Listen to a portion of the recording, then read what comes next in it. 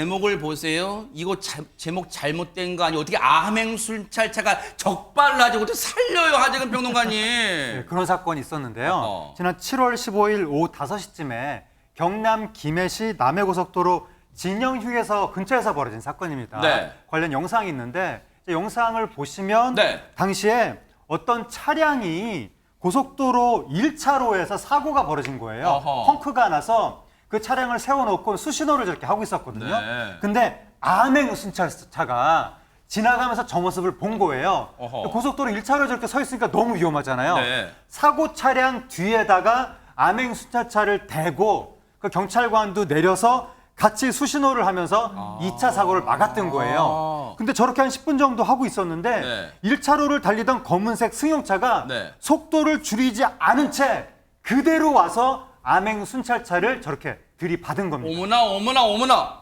진짜 최정화 기자님, 고속도로에서 진짜 이거는 영화에서 있을 줄 알았는데 속도를 줄이지 못하고 그냥 들이받는 차가 실제로 있네요, 지금. 네, 속도를 줄이지 못한 차가 앞에 있던 차를 그대로 들이받고 어머나. 180도를 이 현장에서, 그러니까 2차선까지 넘어갈 정도로, 이 돌 정도로 굉장히 추돌이 아, 컸습니다. 깜깜한 시간도 아니었잖아요, 진짜.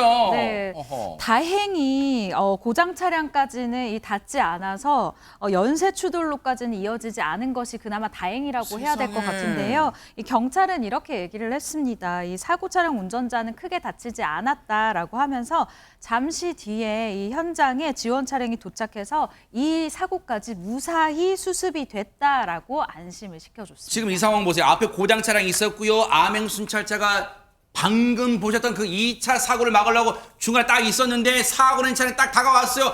저 사고 낸 차량은 다행히 지금 운전자 크게 안 다쳤다는데, 아니 그러면 왜 저 뒤에서 암행순찰차를 들이받은 저 차량 속도를 못 줄인 거예요? 깜깜한 시각도 아니었는데, 이담 아나운서. 그러니까 뭐 때문에인지는 알려지진 않았는데요. 사고 차량 운전자가 전방 주시 의무를 다하지 않은 것으로 알려졌습니다. 아하. 그러니까 앞을 제대로 보지 않고 있었던 거예요.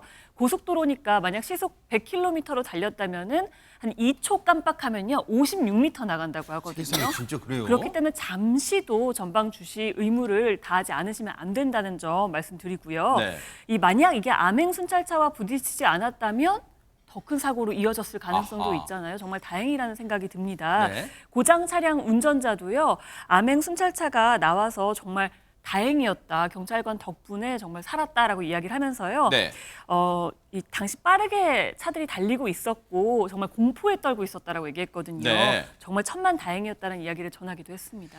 저곳이 경남 김해 쪽에 있는 남해 고속도로였어요. 그런데 이 영상 보면 일단 가슴 철렁했잖아요, 우리가 모두. 그런데 쓸데없는 궁금증 하나 생겼어요, 박성배 변호사님. 이 상황에서 그러면 저 암행순찰차를 들이받았던 저 운전자만의 이 부주의 책임이 100%인가요? 어떻습니까? 원래는 고장 또는 사고로 멈춰선 선행 차량이 사고 수습을 하는 과정에서 후행 차량이 들이받은 경우에는 선행 차량의 과실 비율이 더 높습니다. 그렇지만 상황에 따라서는 후행 차량의 과실 비율이 더 높아지기도 하는데 네. 2차 사고를 막기 위해서 수신호 외에도 안전봉, 삼각대 등 장비를 사용했는가, 장비의 설치 위치는 어떠했는가 등을 두루 고려해서 후행 차량이 사고 또는 고장을 멀리서부터 목격하고 피해갈 수 있었던 경우에는 후행 차량의 과실 비율이 더 높습니다. 아마 이 사고에서는 경찰이 조치를 취함으로써 충분히 후행 차량이 발견하고 피해갈 수 있을 정도였을 것으로 추정하는데 네. 그럼에도 불구하고 사고가 발생했다면 이때는 후행 차량의 과실 비율이 훨씬 더 높게 됩니다. 네. 저희가 예전에 비트박스 알려드렸죠.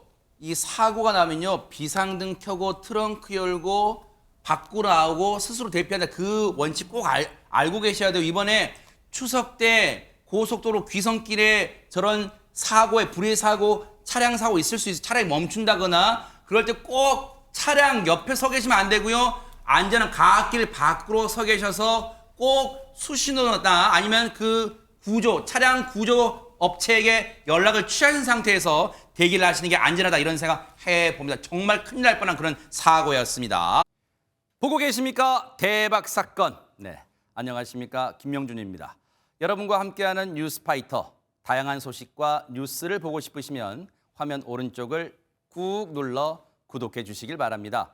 TV로도 유튜브로도 여러분께 한 발 더 다가가겠습니다. MBN 뉴스와 뉴스파이터를 사랑해 주셔서 고맙습니다.